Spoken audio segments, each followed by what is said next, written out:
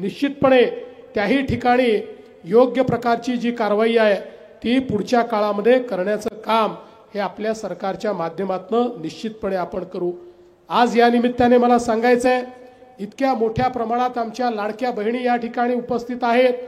आपल्या लक्षात असेल, आम्ही जेव्हा लाडकी बहीण योजना सुरू केली त्यावेळी आमचे विरोधक कोर्टात गेले होते ही योजना बंद करा म्हणून, पण आम्ही कोर्टाला देखील सांगितलं की आमच्या बहिणींना आम्ही मदत करू इच्छितो, तर यांना का बरं या ठिकाणी त्रास होतो, आणि कोर्टानेही आम्हाला परवानगी दिली।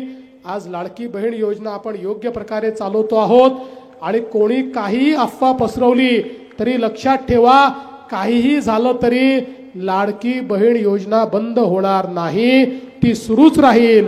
माझ्या बहिणींना ते पैसे मिळतच राहतील।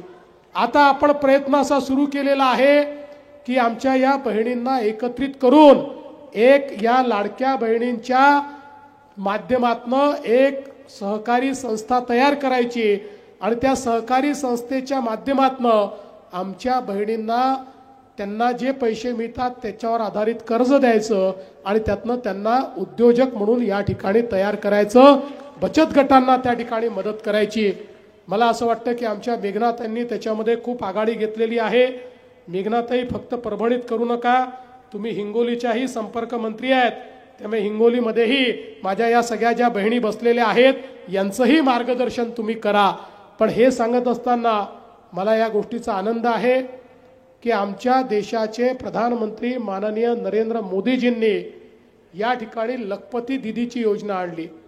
मोदीजींची इच्छा आहे की आमच्या सगळ्या भगिनी या लखपती दीदी झाल्या पाहिजे, म्हणजे वर्षाला दरवर्षी 1 लाख रुपयांपेक्षा जास्त पैसे हे त्यांनी कमवले पाहिजे, तर त्यांना लखपती दीदी आपण म्हणतो।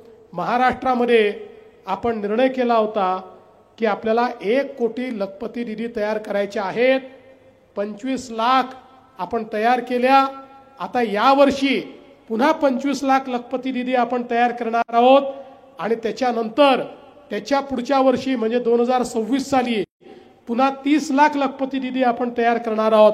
1 कोटी माझ्या लाडक्या बहिणींना आम्ही लखपती दीदी थांबणार नाही, त्यांच्या जीवनामध्ये परिवर्तन घडवण्याचं काम हे आपण निश्चितपणे या ठिकाणी करणार आहोत। आज आपल्याला कल्पना आहे की अनेक आपल्या महिलांकरता वेगवेगळ्या प्रकारच्या योजना आपण या ठिकाणी आणल्या, आणि देशाचे प्रधानमंत्री माननीय मोदीजींचं मत पक्का आहे की विकसित भारत जर तयार करायचा असेल तर आपल्याला भारताची 50% लोकसंख्या म्हणजे आमच्या ज्या महिला आहेत त्या महिलांना जोपर्यंत आम्ही सक्षम करणार नाही तोपर्यंत विकसित भारताची निर्मिती आपण करू शकत नाही। आणि म्हणून महिला सक्षमीकरणाच्या ज्या योजना आम्ही सुरू केलेल्या आहेत त्या अधिक बलशाली कशा करता येतील हा प्रयत्न पुढच्या काळात आम्ही करणार आहोत। आज आपल्याला कल्पना आहे बंधू भगिनींनो, भारत हा बलशाली होतोय। मला तुम्हाला सांगताना आनंद वाटतो की आपला महाराष्ट्र देखील पुढे जातोय।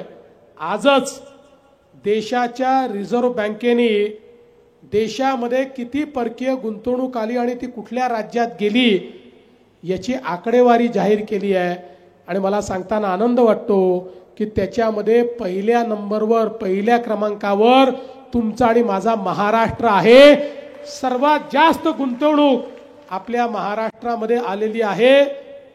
देशामध्ये आलेल्या गुंतवणुकीची 40% गुंतवणूक एकट्या महाराष्ट्रात आहे, इतर सगळे राज्य मिळून 60% गुंतवणूक आहे। आणि आपल्या नंतरची जी 3 राज्य आहेत कर्नाटक, गुजरात आणि तमिळनाडू, या तिन्ही राज्यांची एकत्रित बेरीज केली त्याही पेक्षा जास्त गुंतवणूक आपल्या महाराष्ट्रामध्ये आलेली आहे। म्हणजे महाराष्ट्र आता थांबणार नाही हे जे आम्ही सांगितलं होतं हे आपल्याला पाहायला मिळत आहे। बंधू भगिनींनो, आज आपला देश माननीय प्रधानमंत्री मोदीजींच्या नेतृत्वात आता जगातली 4थी सर्वात मोठी अर्थव्यवस्था झालेला आहे। 3-4 दिवसापूर्वी आपण जपानला मागे टाकलेला आहे आणि आपण 4थ्या क्रमांकावर आलेलो आहोत। आता लवकरच आपण पुढच्या 2 वर्षानंतर तिसरी जगातली सर्वात मोठी अर्थव्यवस्था होणार आहोत.